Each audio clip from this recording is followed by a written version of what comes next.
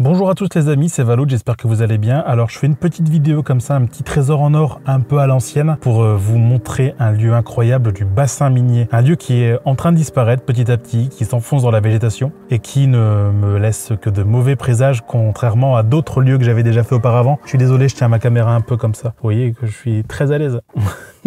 On est là sur un lieu dont je ne divulguerai pas l'identité. Si vous avez internet, vous allez très vite trouver le lieu, ne vous en faites pas. Sachez cependant que cette vidéo, je l'ai faite parce que la chartreuse des dames à Gonnet que j'avais déjà présentée il y a quelques mois maintenant, peut-être même quelques années, est en train de disparaître. Et c'est pour ça que je vous emmène dans un autre lieu du patrimoine minier en danger. Et j'espère que ça vous plaira. Bonne visite!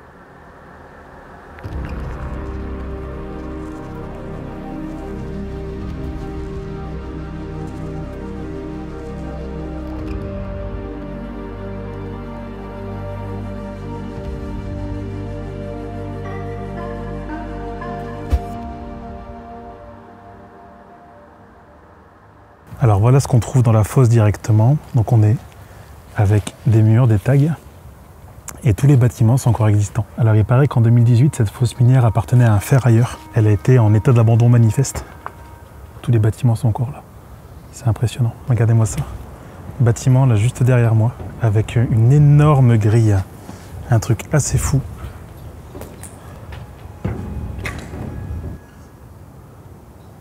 Là c'est fou, hein. On va essayer d'aller voir un petit peu là-dedans ce qu'il y a. C'est catastrophique, hein.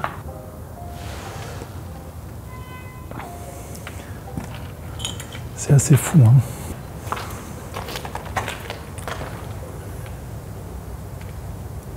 Drôle de bâtissant.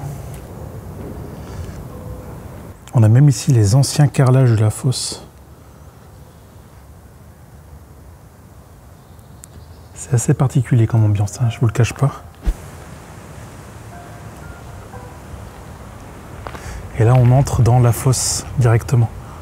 Là, on est voilà, au pied du bâtiment, à l'abandon, forcément, qui est dans un triste état. Hein. Triste état.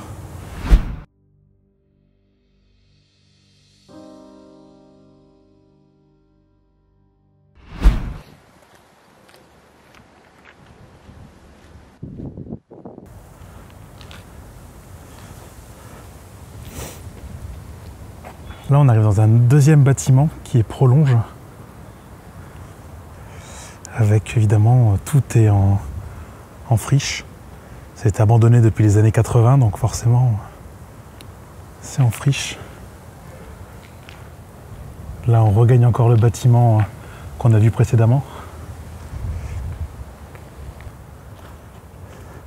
Encore des tags. Tout est effondré, forcément. Plongé dans la végétation. C'est clairement une des plus belles fosses que j'ai vues jusqu'à maintenant. Témoignage du passé, ça.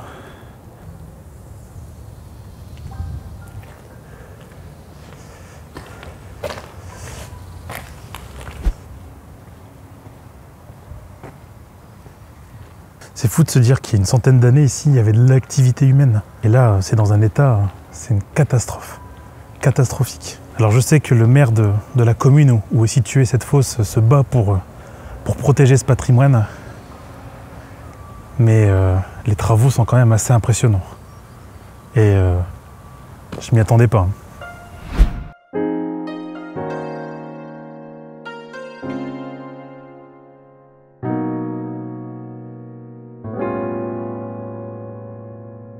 Bon, et ben on va rentrer dans ce bâtiment pour essayer de voir un petit peu ce qui s'y cache. Regardez-moi ça, l'état du truc.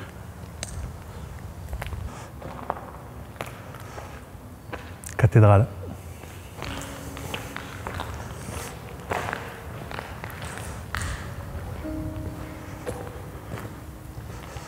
C'est à la fois beau et triste. Regardez-moi ça, toute la végétation a repris. La végétation a repris le dessus.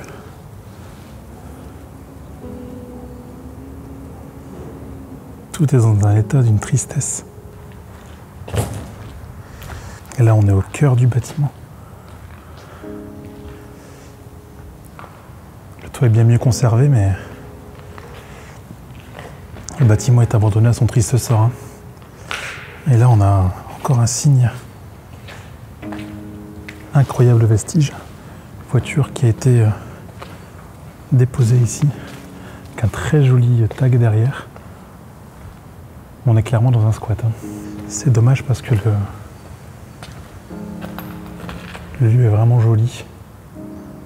Je ne sais pas à quoi ça peut servir ou à quoi ça servait, mais c'est fou. Il y a tellement de traces, de vestiges.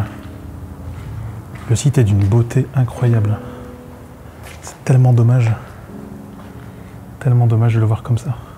Des jeux d'ombre et de lumière à chaque fois. C'est fou. Alors, il faut que je vous explique un petit peu quel est ce site. En fait, nous sommes sur la fosse Saint-Alfred. Alors, il faut savoir que ce site a été créé vers la fin des années 1800 et qu'il n'a pas très bien fonctionné. Contrairement à d'autres concessions qui l'ont bien plus tourné et ont donné bien plus de charbon. Le terme de fosse, de concession, de compagnie, j'en ai déjà parlé dans d'autres vidéos sur les compagnies, sur le bassin minier. Je t'invite à aller voir d'autres vidéos sur les trésors en or, sur le patrimoine en danger du bassin minier, sur des terris. Tu verras, il y a plein de choses. Il faut savoir que cette fosse, elle appartenait à la compagnie des mines de Douvrin et elle a été rachetée par la compagnie des mines de Lens pour y exploiter tout le gisement de charbon. Le problème, c'est que le gisement était très pauvre. Il faut savoir qu'ici, on descendait à pas plus de 300 mètres, alors que d'autres galeries, on descendait à 700, 800, voire beaucoup plus de mètres pour justement extraire du charbon de plus en plus profond. Elle était complètement détruite pendant la Première Guerre mondiale et elle a été reconstruite avec un chevalement en béton armé que vous avez vu, ainsi que ce style architectural qui est représentatif de la compagnie des mines de Lens. Elle a été fermée en 1936 et elle a servi de puits d'aérage, donc de fonction pour évacuer l'air, jusque dans les années 60 où elle a été remblayée. Elle a ensuite été rachetée par un ferrailleur qui l'a laissée dans cet état un petit peu désastreux. Mais bon, le plus important, c'est qu'on a encore tous les bâtiments qui sont existants aujourd'hui et c'était pour moi le moment idéal pour vous parler de cette fosse qui est vraiment incroyable. Il faut savoir que cette fosse, elle est comme beaucoup d'autres inscrite au patrimoine mondial de l'UNESCO depuis 2012 et donc elle est protégée. C'est pas pour autant qu'elle est rénovée, mais au moins elle est protégée au titre de monument historique. Et comme quoi, ça c'est le plus important aujourd'hui.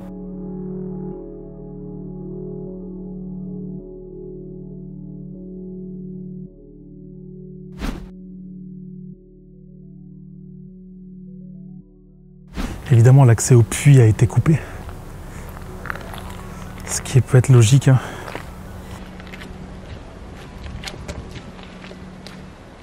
Je vois qu'il y a une échelle ici qui a l'air de monter tout là-haut. Mais qui est coupée tout en haut forcément. Avec le chevalement en béton armé qui est là vraiment, qui trône.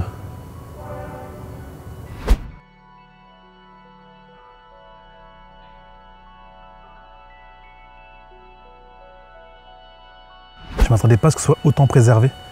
Tous les bâtiments sont encore présents, alors dans un état déplorable, hein, des plus vétustes. C'est très impressionnant. Incroyable.